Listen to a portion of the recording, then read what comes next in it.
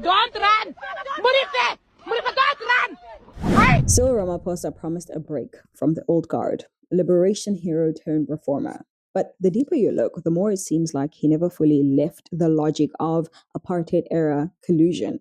His ascent from union leader to billionaire businessman has been built on a foundation of alleged betrayals of workers, the oppressed, and now the country itself. It's okay to accept his resignation because what we're seeing is not a man who changed the system, but one who climbed into it.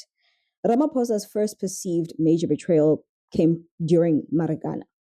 Once a fiery mine workers leader, he later sat on the Lonmin board, part of the same company where 34 striking miners were gunned down.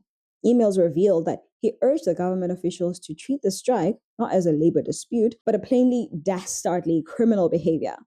He sided with the capital, he sided with the state, and against the very people that he once represented. And a lot of people within his same circles and networks even call him a sellout. But for the purpose of not bombarding you with too much information tonight, we are going to hold off on going off on a tangent of who exactly he has betrayed and what the allegations are around that. But I'm sure that if you did a quick search, you could probably find some stuff. But anyway, back to business. That sellout label runs deeper than just one tragic episode. Ramaphosa's wealth came through his Shanduga group, a BAE vehicle that invested heavily in mining, telecoms, and finance, right? Through Shanduga, he tapped into the same extractive economy that had historically exploited Black labor, but now under the guise of empowerment. The very structures he once fought have now become his profit machine.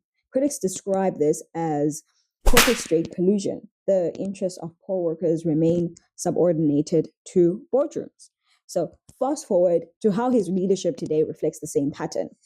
The scandal of hidden cash on his Pala Pala farm, remember the Farmgate event, exposed undeclared millions, raising serious concern about his integrity and loyalty to democratic norms. These are not just little financial missteps, right? They point to a man who treats his presidency like a shareholder position, not exactly a public trust. Furthermore, his political maneuvering has shown who he truly serves.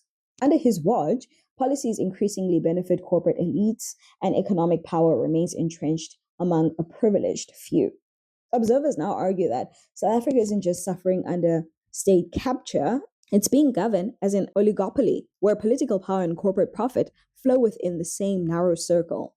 So if Ramaphosa refuses to resign, what does that say about the promise of liberation? That the revolution didn't break the system, it only installed a new class within it. His betrayals are not minor lapses, they're systemic.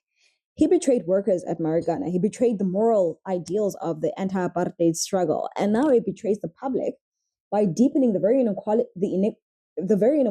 that he once vowed to eradicate. In a country still haunted by its past, we need leadership that doesn't just recite the language of freedom, but one that actually lives it. Cyril Ramaphosa's record shows a man who steadily abandoned the people's cause for personal power. And that pattern hasn't changed. It likely never will. So for the sake of the country, he is more than welcome to step down now. He doesn't even need to wait for the G20 summit, really. He can just skip it altogether.